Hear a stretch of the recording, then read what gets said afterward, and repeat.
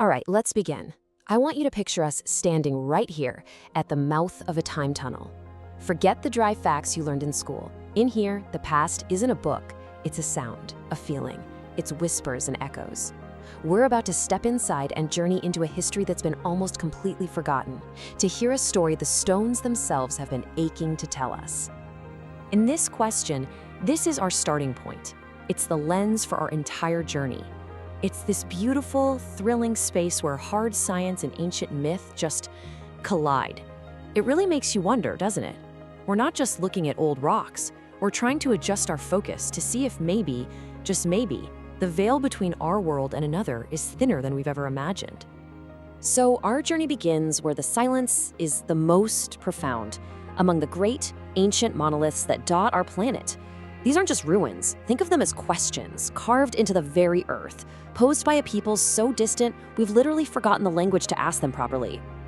Now look at this. Just take in the sheer scale of it. This is Göbekli Tepe, high in the hills of Turkey. And this wasn't just some camp, you know? This was a massive, incredibly sophisticated temple.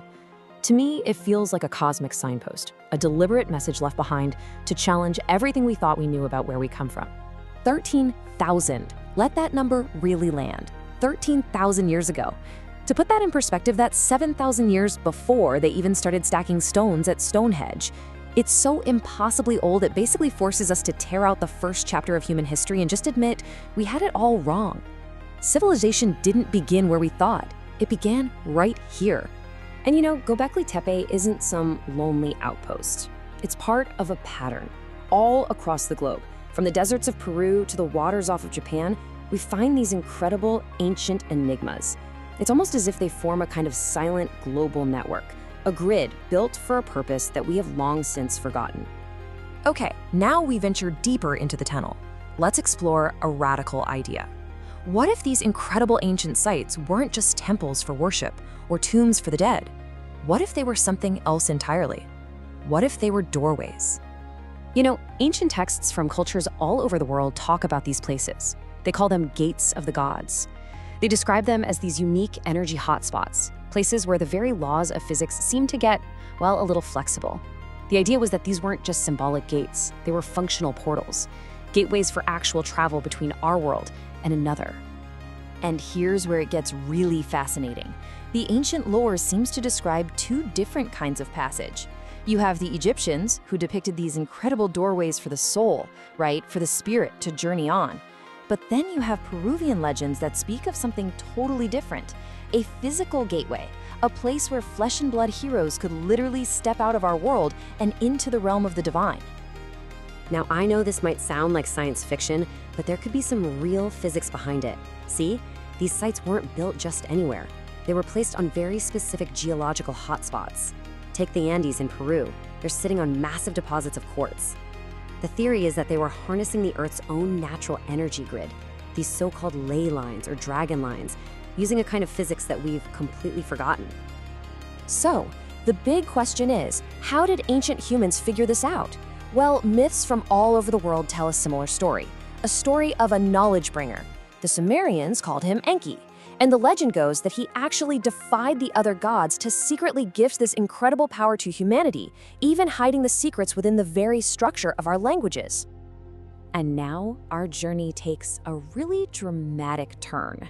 We've been looking up at the stars, but now we're going to look down, deep, deep down into the earth itself, to explore these incredible legends of entire worlds hidden right beneath our feet. You see, the origin stories of many Native American peoples, especially the Hopi, they don't talk about ancestors coming from the sky. No, they tell a story of a great emergence and ascent. Their ancestors, they say, survived a world-ending catastrophe by taking refuge deep inside the earth. And then, over generations, they climbed up through caves and tunnels into this world, our world. And according to these stories, they weren't alone down there. Their legends are just filled with these, well, non-human beings. Some were benevolent teachers, like the ant people, who, strangely enough, sound a lot like modern descriptions of gray aliens. But others were, frankly, terrifying, giants and reptilian humanoids. And this isn't just some dusty, ancient tale. To this very day, the Makusi tribe in the Amazon claims to guard an entrance to this inner world. Their lore is so vivid, it describes a 15-day journey downward that leads to this huge, illuminated cavern. A cavern that holds an entire civilization of giants. It's just a breathtaking image. We're nearing the end of our journey through the tunnel now, and all these disparate pieces are starting to form a picture. And it forces us to confront a really startling possibility. What if we're not the pinnacle of civilization? What if we're a species with a profound, world-shattering case of amnesia? Think about it. What if these aren't all separate myths? The gods from the sky, the giants from below, the global grid of energy portals, what if they are all just shattered memories? Fragments of a single, lost, global chapter of human history? What kind of cataclysm could possibly be so complete that it would literally erase itself from our memory, leaving only these faint, strange echoes?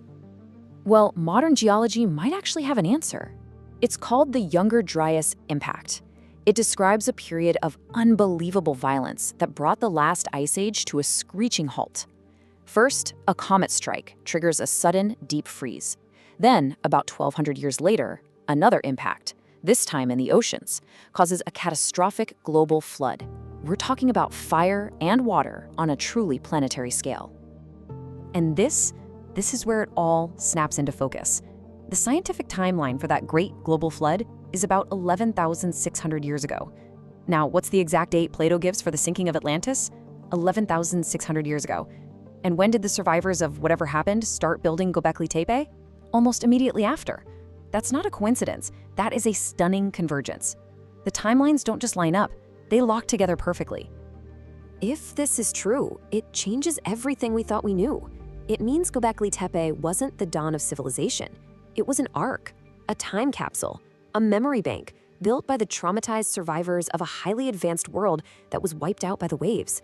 It was their last desperate message in a bottle, preserving their knowledge for a future they could only hope would one day remember them. And so we emerge from the tunnel, back into the light, and we don't have all the answers, but we are left with one massive, profound question. A question that will change how you look at every ancient ruin, every myth, every mountain on this planet. What if our history isn't a straight line of progress, a simple climb from the cave to the skyscraper? What if we are a species that's slowly, fitfully, waking from a very, very long dream, just trying to remember who we really are?